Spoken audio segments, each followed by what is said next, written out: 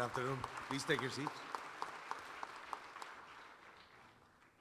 Secretary Albert Del Rosario, Madam Margaret Gretchen Del Rosario, former Secretary Delia Domingo Albert, Undersecretaries of the Department of Foreign Affairs, namely Linda Basilio, Mel Seguis, Esteban Conejos Jr., Antonio Rodriguez, and Jose Brillantes, Philippine ambassadors, Assistant Secretaries of the various offices of the Department of Foreign Affairs, officers and staff of the Department, Board of Trustees of the International Bazaar Foundation, fellow workers in government, honored guests, mga minamahal ko pong kababayan, magandang hapon po sa inyong lahat at happy anniversary po.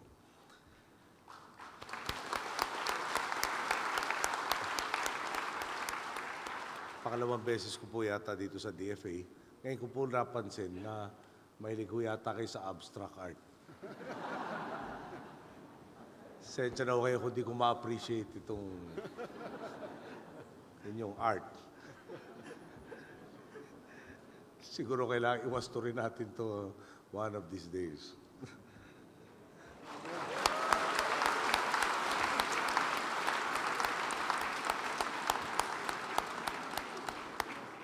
Unless talagang type ho nyo yung ganyang design. Alam mo nyo, ako po'y lumipat ng tanggapan ngayon. Dando kami sa Palasyong proper. Dahil yung ginagamit po naming building, dumaan sa isang earthquake survey at tila hindi raw ho naasikaso mula noong 1970s. Meron rin hong abstract art doon. Hindi ko type.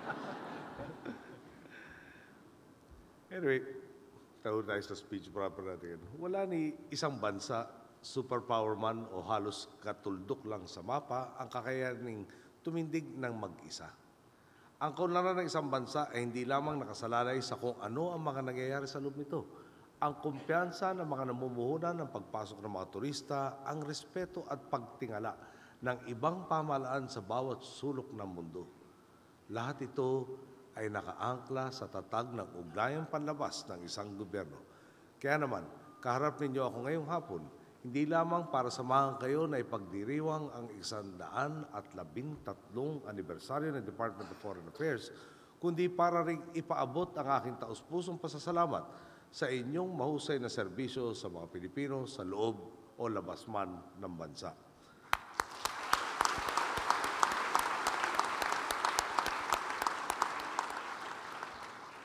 Alam kong mulat ang ilan sa inyo sa madilim na kabanata ng ating ugnayang panlabas. Kumbaga, sa pamayanan ng mga bansa, tayo ang dinededmang kapitbahay. At sa mga panahong iyon, hindi naman po natin sila masisisi. Naalala po ba ninyo ang nangyari dati sa Iraq? Nagbitiw tayo ng salita, nasasamahan natin ang Estados Unidos sa laban. Ngunit na nagkagipitan na, sa halip na manindigan tayo sa ipinangako nating suporta, kumaripas tayo sa pag-atras. Komplikado ang nanaturang insidente at hindi lahat ay sumang-ayon sa mga naging hakbang. Subalit ang puntong kailangan nating tandaanan, nangako tayo sa isang kaalyadong bansa. At kapag ugnayang panlabas ang pinag-uusapan, hindi tayo maaaring maging iwas pusoy. Magpapalit-palit ng desisyon o bawiin ang ating ipinangako. Nagbistulang tuloy tayong kapitbahay na walang isang salita. Putak lang ng putak, ngunit kapag dumating ang unos, walang namang ginagawa. Imbis na tumibay, unti-unting natibag ang ating pakikiisa sa mga banyaga. Subalit ngayon, ramdam ng pamayanan ng mga bansa na iba na ang kanilang kapitbahay. Kung gaano tayo kasabik na maisakatuparan ang bunga ng pagbabagong nangyayari sa loob ng ating bansa, siya ring pagkasabik ng ibang mga bansa na pagtingin pa ang ugnayan natin sa kanila. Nang bumisita tayo sa Estados Unidos, Vietnam at Singapore, nang tumulak tayo sa Indonesia, Thailand at sa Brunei, pawang positibo ang kanilang mga tugon sa pagkukumpuni natin sa gobyerno. Kaya naman puro good news ang naiuwi natin mula sa lahat ng mga state visits natin. Kung dati puro batikos at kahinaan tungkol sa Pilipinas ang naka-headline sa mga banyagang pahayagan, ngayon po sa pamumuno ng inyong matapang, minsan sobrang tapang nakalihim, Albert Del Rosario,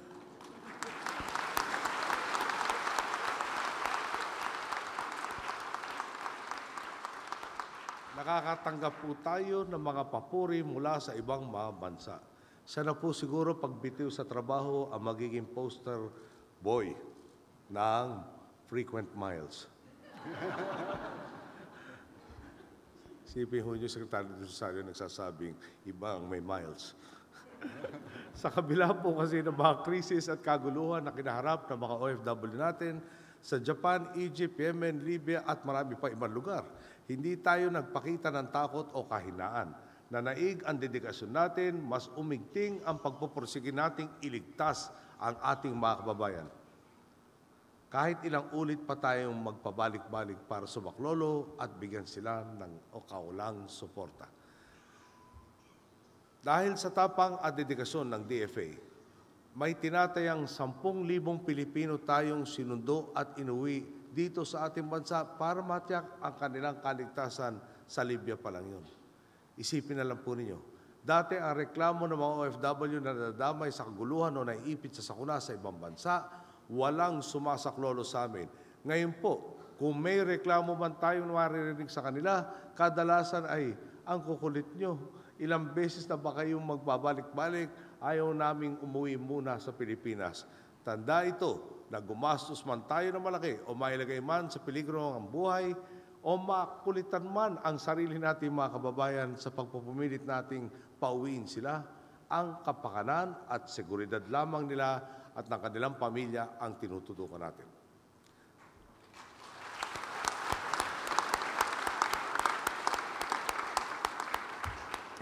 Nagkaroon ng panibagong sigla ang ating pandaigdigang reputasyon dahil tiniyak natin ang mismo kinatawan ng Pilipinas sa ibang mga bansa ay hindi lamang masipag at tapat, kundi marunong sa mga pasikot-sikot ng ugnayang panlabas.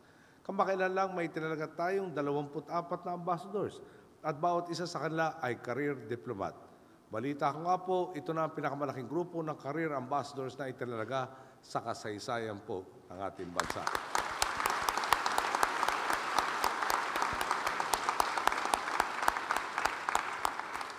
Patunay itong hindi tayo basta-basta nagpapadala ng mga ambassadors na pawang mga jet-setters at bakasyonista lang. Tanda ito sa pagpapahalaga namin sa ipinuhunan ninyong tiyaga at sakripisyo. Makakaasa kayo mananatili ang ganitong sistema kung saan umaangat sa pwesto ang mga kawani ng pamahalaan batay sa kanilang performance at hindi sa palakasan.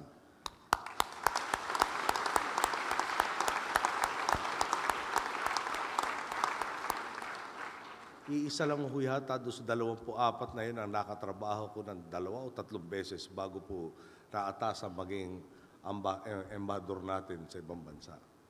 Ibig sabihin po noon, yung 23 nakilala ko na lang sa oath-taking. Pero binabouch naman po ng ating kalihim, kaya okay na po ako doon. Siyempre, kaakibat ng pagtitiwalang ito ang responsibilidad mula sa mga bagong ambassadors na sa bawat pakikirap nila sa mga dignitaryo ng ibang bansa, bitbit nila sa kanilang maleta ang kapakanan ng ating bandila at interes ni Juan de la Cruz. Mainit pong usapin ngayon ang isyong teritorial sa West Philippine Sea. Kaisa ng DFA ang ating administrasyon na nagtutulak para sa pagtataguyod ng isang rules-based international system para sa mas payapa, patas at kapaki-pakinabang na dialogo tungo sa pangkahalatang kasunduan. Kung tutusin, hindi naman po kasi dapat lumobo ang problemang ito kung kinilala na lang natin ang Declaration of the Code of Conduct of Parties in the South China Sea. Ngunit na nagdesisyon ang nakaraang administrasyon na gumawa ng panibagong kasunduan noong 2005, ang Joint Marine Seismic Undertaking na nagpapasok sa ilang bansa para sa eksplorasyon ng mga karagatang saklaw ng ating teritoryo. Ang dating katiting na bukol na kontrobersya ay naging masukal na bundok na problema. Wala pong may gusto ng gulo, pero hindi rin po nito ibig sabihin na magpapakaladkad na lamang tayo sa mas malalaking mga bansa. Kapag po hinayaan natin brasuhin lamang tayo, baka po ang mga susunod na Pilipino ay magsiksikan na lamang sa iisang isla. Kapag hinayaan nating itulak lang tayo ngayon, baka po bukas makalawa, ang 7,100 islands natin ay maging 2 digits na lang. Hindi naman po makatarungan ang kinin na lamang ng iba, ang malinaw namang sa atin talaga. Kaya naman, tuwing nakikipagpulong tayo sa mga bansang sakot sa usapin, pawang mahakbang lamang na magsusulong ng pagkakaisa o pakikiisa, kapayapaan at pangmatagalang kasunduan ang inilalatag natin. Bawat kilos ng DFA at ng buong pamahalaan ukol sa usaping ito ay nakatuon upang ang kapakanan at soberenya ng Pilipinas, maging ng ibang mga bansa sa rehiyon, ay hindi lamang napoprotektahan, kundi higit sa lahat, iginagalang. Tandaan ng palagi nating hindi lamang tayo ang bansa sa mundo. Kaya kailangan natin matiyak na ang ibang mga bansa ay may tiwala, kumpiyansa at respeto po sa atin. Hindi ito magagawa ng DFA na mag-isa. Magsisimula lamang ito kung buburhin natin ang kultura ng negativismo na matagal nang nagpapamanhid sa atin. Bago tayo respetuhin ang mundo, kailangan muna natin matutuhang igalang ang ating sarili at respetuhin ng kapwa nating Pilipino. Sa tuwing dadaan, nangyayari na po ito. Si Juan de la Cruz na dating nagkikipit-balikat na lamang sa mga pagkikipit at pang-aabuso, ngayon ay may lakas ng loob ng kumilos. Alam niyang kapag nagbayad siya ng buwis, may mabuting kapupuntahan ito. Kapag nagtapos ang anak niya sa pag-aaral, alam niyang may mapapasukan at may mapagpipilian siyang trabaho. Alam niyang kapag gumising siya ng maaga at kumayod ng marangal, uwi siya sa hapon at may entrega siya sa kanyang misis para may pagsaluhan silang masarap na hapunan. Alam niyang sa tuwing dadaan, hindi siya niloloko, hindi siya iniisahan, hindi siya ninanakawan.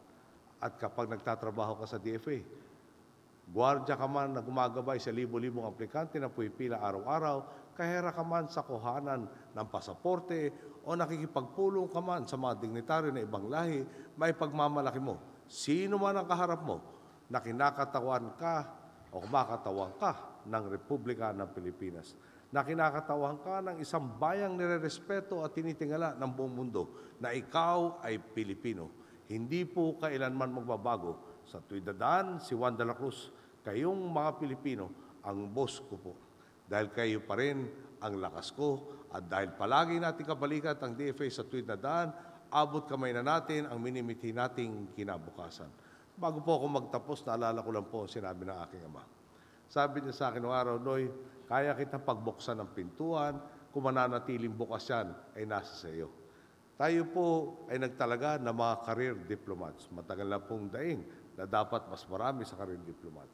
Sabi ko nga sa inyo, hindi ko sila lubusang kakilala. Pero ang laki ng tiwala natin sa ating kalihim na nagsabing karapat-dapat na ito ang mga itinalaga natin. Sa totoo lang po, tayo po'y dumaan sa mga krisis na sa dati ay mayroong mga pagkukulang na sa ngayon ay winawasto na. Siyempre po, yung mga itinalaga natin, talagang pangalagaan ng ating mga kababayan. Ayoko pong nababalitaanan na may problema tayo pag nanood ng CNN lang at hindi galing sa official report. Kung mananatili po yung pintuan na bukas, pakita po niyong hindi kami nagkamali na italaga sa mga sinanay at may dunong na alagaan ng ating kapwa Pilipino. Magandang hapon po. Happy anniversary. Maraming salamat po.